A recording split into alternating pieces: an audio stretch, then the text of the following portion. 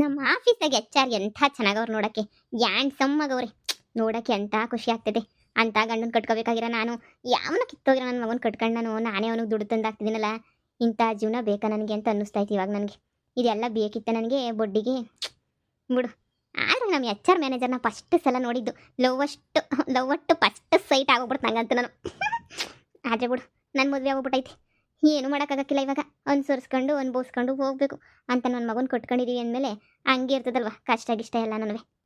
ಆದರೂ ನಮ್ಮ HR manager ಬಿಡು. ಈ ಡಬ್ಬ ನನ್ನ ಮಗಂಗೆ ಹೇಳಿದ್ದೀನಲ್ಲ, ಈ ಮ್ಯಾನೇಜರ್ ಕತೆ ಮುಗೀತದೆ.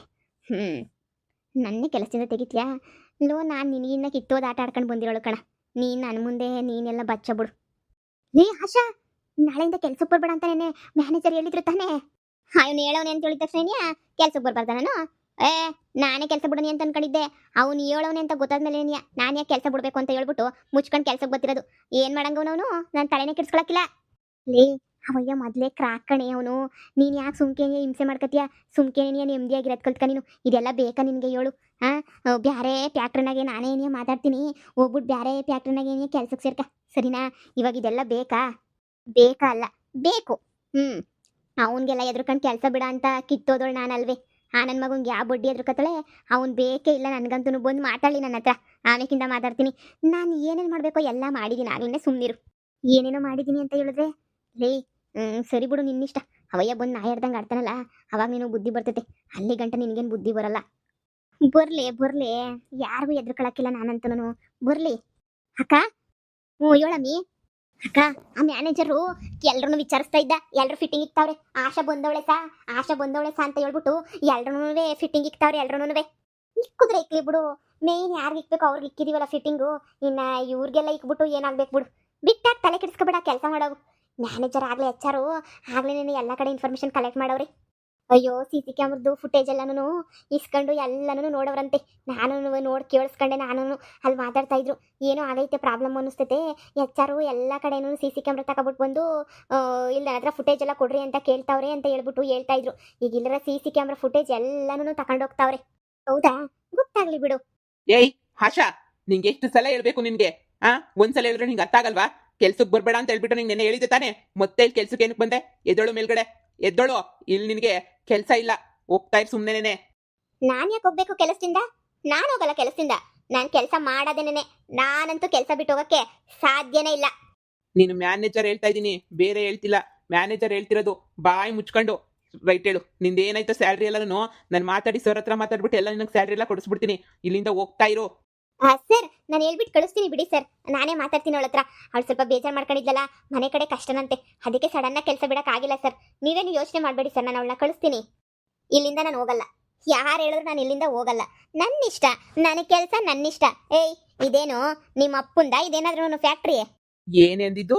ನಿಮ್ಮ ಅಪ್ಪಂದ ಫ್ಯಾಕ್ಟ್ರಿ ಅಂತ್ಯಾ? ಇಲ್ಲ, ನಿಮ್ಮಪ್ಪಂದ ಫ್ಯಾಕ್ಟ್ರಿ.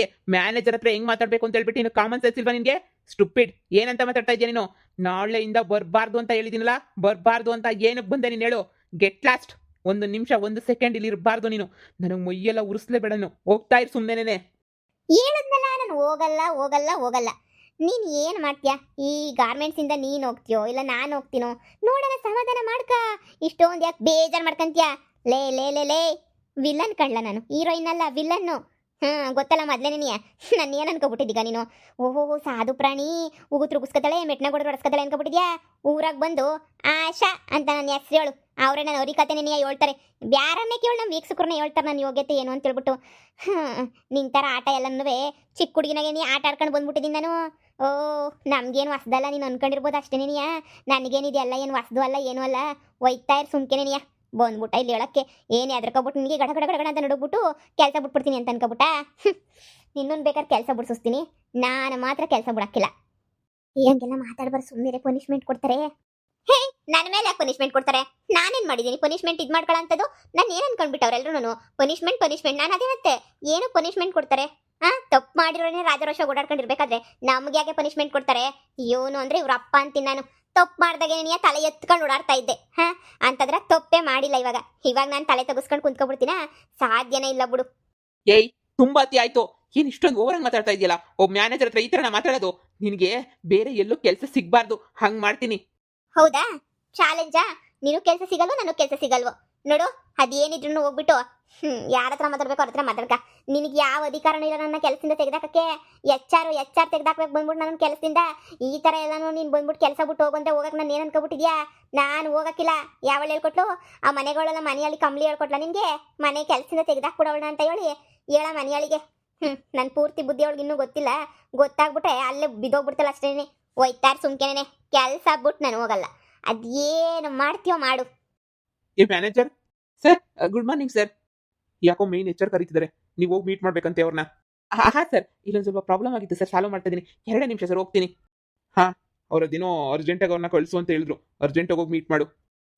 ಅಲ್ಲ ಸರ್, ನಾನೇನು ಮಾಡಿದೆ ಅಂತ ಮೇನ್ ಎಚ್ ಆರು ಅದೆಲ್ಲ ಗೊತ್ತಿಲ್ಲ, ಅವ್ರನ್ನೇ ಹೋಗಿ ಮೀಟ್ ಮಾಡು.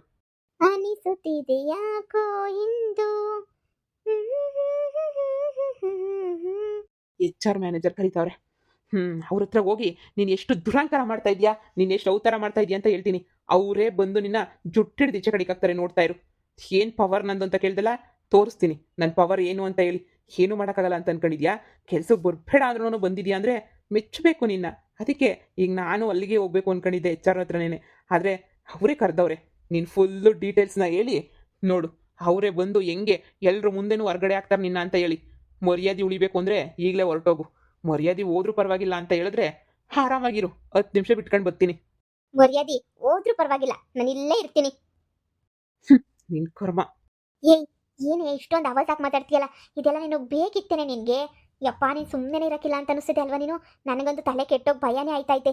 ಹೆಂಗೆ ಸಿಕ್ಕರೆ ಹಂಗೆ ಮಾತಾಡ್ತೀಯ, ಹೆಂಗೆಂಗೋ ಮಾತಾಡ್ತೀಯ. ನಿನ್ಗೆ ಏನು ಆಗೈತೆ ಅಂತ ನೀನು ಅರ್ಥ ಆಯ್ತಿಲ್ಲ ನನಗಂತೂ. ಇಷ್ಟೊಂದು ಧೈರ್ಯ ಎಲ್ಲಿಂದ ಬಂತು ನಿನಗೆ ಮಾತಾಡೋಕ್ಕೆ? ಯಪ್ಪ ದೇವ್ರೆ.